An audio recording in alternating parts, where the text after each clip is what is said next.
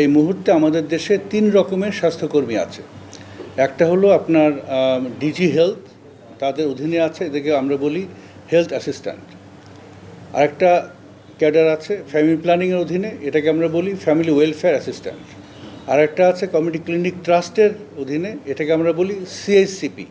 আমরা এই 3 ধরনের স্বাস্থ্যকর্মীকে একটা ক্যাডারে পরিণত করব। তাদেরকে আমরা নাম দিব কমিউনিটি হেলথ ওয়ার্কার, বা অন্য একটা বাংলা ভালো একটা নাম আমরা দিতে পারি। এরা প্রতিটি ঘরে মাসে 2 মাস অন্তত একবার করে যাবে, যে আপনার একটা preventive health care package delivery করবে। এবং বর্তমানে আমাদের দেশে HA, FWA এবং CSCP মিলিয়ে 41 থেকে 42,000 আছে।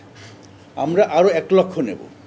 তাতে 1,42,000 বা প্রায় 1.5 লক্ষ যদি আমাদের স্বাস্থ্যকর্মী থাকে, তাহলে আমরা বাংলাদেশের প্রতিটি পরিবারকে আমরা নিশ্চিত করতে পারবো যে তারা 2 মাসে অন্তত একবার করে একজন স্বাস্থ্যকর্মীর সাথে সংযুক্ত থাকতে পারবে। এইটা হলো আপনার 1 লক্ষ স্বাস্থ্যকর্মী।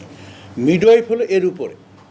মিডওয়াইফরা থাকবে ইউনিয়ন স্বাস্থ্য, আমরা যেটা প্রাইমারি হেলথ কেয়ার ইউনিট বলছি, সেখানে থাকবে মায়েদের আপনার ডেলিভারি করানো, হ্যাঁ, এবং অন্যান্য আপনার রিপ্রোডাক্টিভ হেলথের যে সেবাগুলো, এই সেবাগুলো দেওয়ার জন্য ইউনিয়ন পর্যায়ে থাকবে 2 জন করে মিডওয়াইফ, উপজেলা পর্যায়ে থাকবে অন্তত 4 জন মিডওয়াইফ, এবং জেলা হাসপাতালেও মিডওয়াইফ থাকবে, এবং প্রাইভেট হসপিটালও যেখানে শিশু মায়ের ডেলিভারির কাজ হবে সেখানেও মিডওয়াইফ থাকবে। জি, পর্যায়ক্রমে। এই মুহূর্তে আমাদের দেশে মিডওয়াইফ আমাদের আছে, আমার মনে হয় যে 2,800, 3,000-এর কম সরকারি পর্যায়ে। হ্যাঁ, খুবই অপ্রতুল।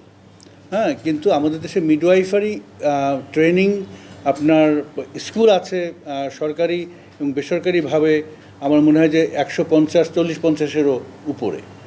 হ্যাঁ, তো সেদিক থেকে চিন্তা করলে মিডওয়াইফ তৈরি করার মতো মোটামুটি সক্ষমতা আমাদের আছে, যদিও এডুকেশনের যে কোয়ালিটি, হ্যাঁ, মান, এইটা বৃদ্ধি করার অনেক স্কোপ এখনও আছে, বৃদ্ধি করা যাবে। হ্যাঁ, কিন্তু আমরা আমাদের সরকারিভাবে নিয়োগকৃত যে মিডওয়াইফরা আছে, এটা একেবারেই অপ্রতুল। হ্যাঁ, তো এইটাকে আমরা খুব দ্রুততার সাথে এই অপ্রতুলতার যে চ্যালেঞ্জ, এই চ্যালেঞ্জটা আমরা কাটিয়ে